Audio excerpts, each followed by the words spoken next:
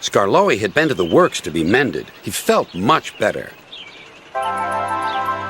Rusty the Diesel was helping him off his rail car. Skarloey hadn't met the little diesel before.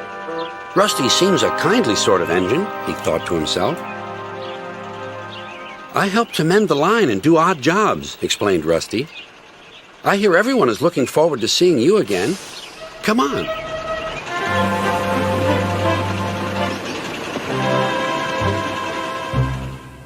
Peter Sam was feeling depressed. He was still getting over his accident, but he wanted to start work again. Sir Topham Hatt wouldn't let him. Another day's rest will do you good, he said. Besides, I've got a surprise for you. For me, sir? How nice, sir. What is it, sir? Wait and see.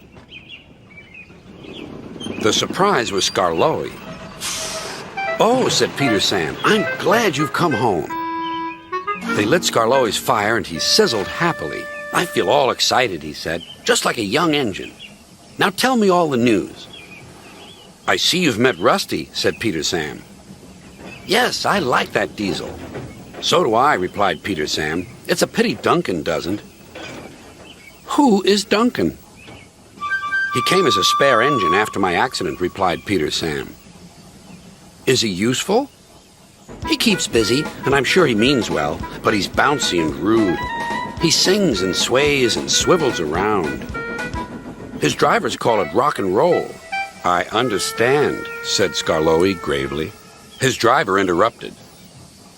Duncan has done it again. He's stuck in a tunnel. Come on, old boy, we'll have to get him out. Skarloey was pleased. He wanted to run and looked forward to meeting Duncan. They found the caboose and some workmen and hurried up the line. How nice and smooth the rails are, thought Skarloey. They've mended all the old bumps. The little diesel has helped to do that. What a difference Rusty's made to the line.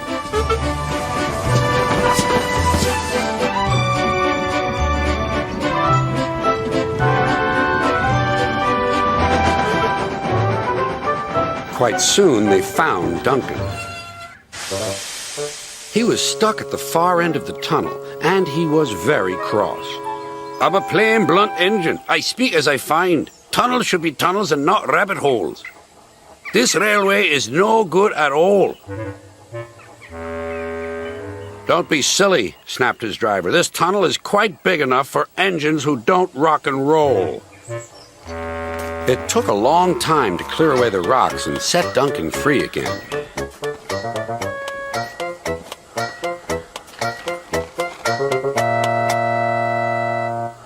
At last, Skarloey was able to push Duncan and his coaches safely through.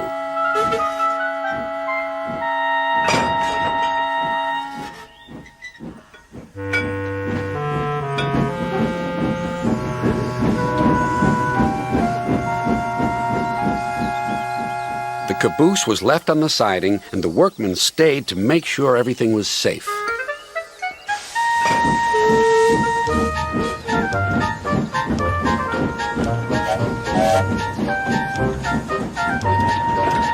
Duncan grumbled all the way home, but Skarloey paid no attention.